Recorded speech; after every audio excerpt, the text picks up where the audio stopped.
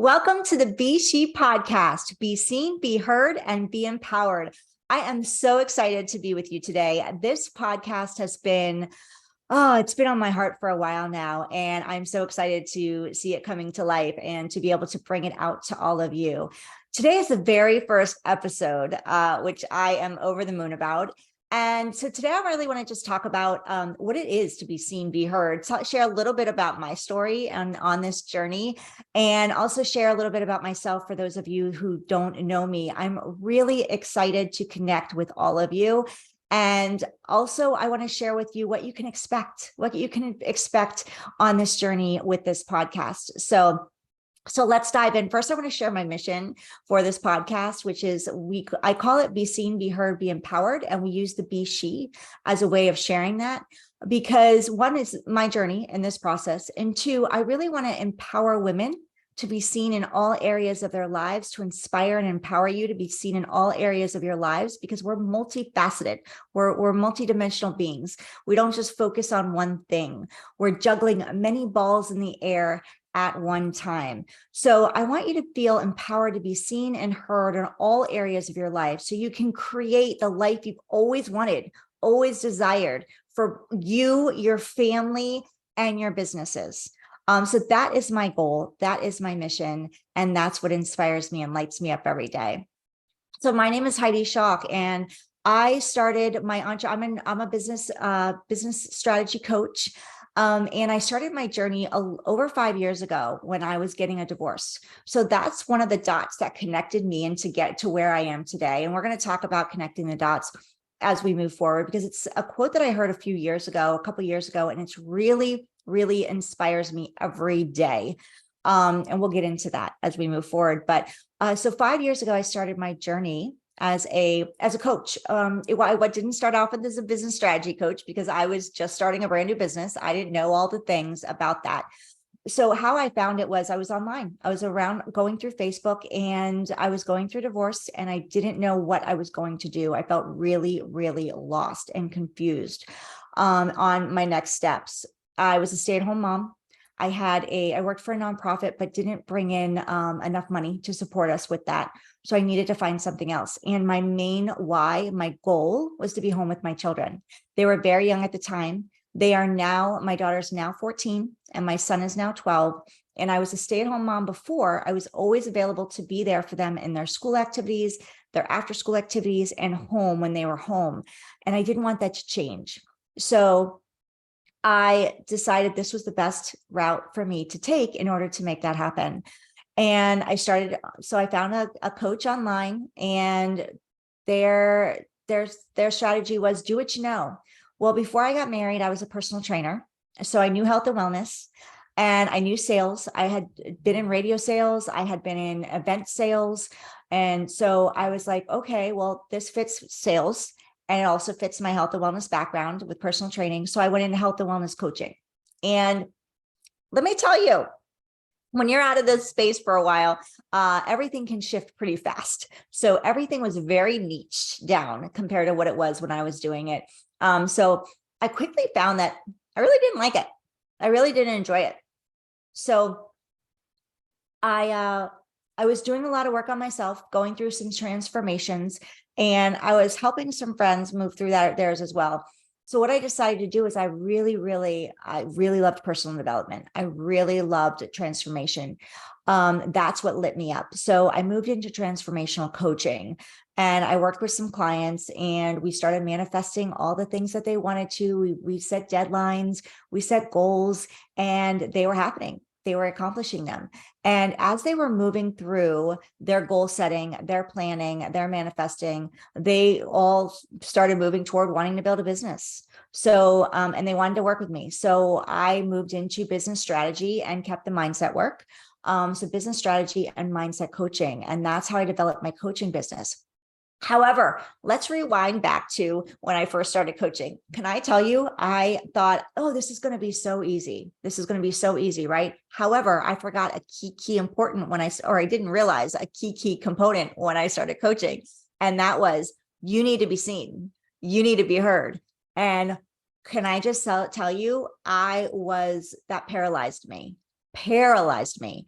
I was so scared of being seen. I was so scared of being heard. And this stemmed way back from my childhood of being ultra shy, mega shy, super scared to be even seen. For somebody to see me, I would get nervous about that.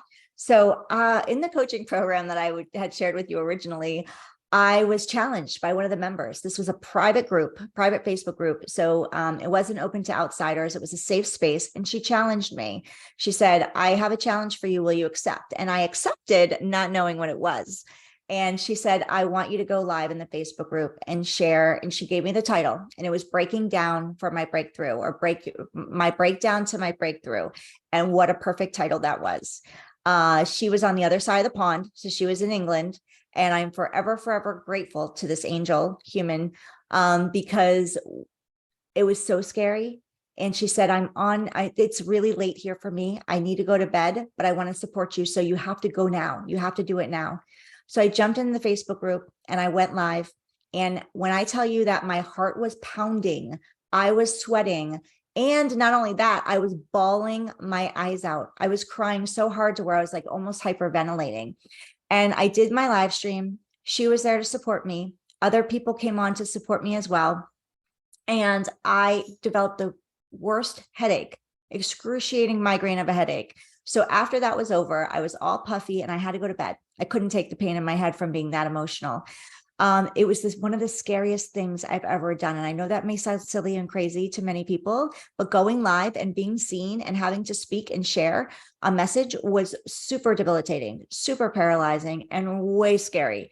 So I did it, but I did it. And then she said, you did a fantastic job. Now I have another challenge for you. And I'm like, oh my God, what? I don't know if I could take any more. And she said, I want you to go live for 5 more days. I thought I was going to fall over. So I went to bed. The next day I got up, and inside of the Facebook group, I had so many people commenting and supporting me in that, what I thought was a complete shit show. Let me just say shit show, a mess, that they were cheering me on, supporting me, and sharing how, thank you for being vulnerable. Thank you for being open. Thank you for sharing and showing us who you truly are and your authentic self. Because you've inspired me now to go live. It's something that's been holding me back, and now I'm inspired to do the same. And the coach inside the program did a training that day, did a live training around my live stream. So I share that because it's not the most wonderful thing to share, because when I say bawling, it was the ugliest cry you've probably ever seen. I share that because if I inspire one person to step out of their comfort zone by sharing my story, then that's worth it. It's completely worth it to me. So, and that reminds me, every time I'm scared to get out of my comfort zone, I'm scared to step out of my box, to remember that moment, to remember how scary that was. And nothing has ever been as scary as that moment on that day. Moving forward from there, I did go live 5 more times, and every day I cried, except it got easier and it got less, until now I can go live on a dime. Right now I can show up, I can have my hair up, I could have no makeup on, I could do the things and show up and be seen and be heard. Is it always easy? Do I always want to do it? No. But when I don't want to do it, I think back on that day that I did step out of my comfort zone in a huge way. And every time I don't want to do something and I do it, it gets me one step closer to my goal. And it also gives me the confidence to keep going and moving forward in the process. So fast forward from there, so now I'm a business strategy coach, and this podcast has been something that's been on my heart.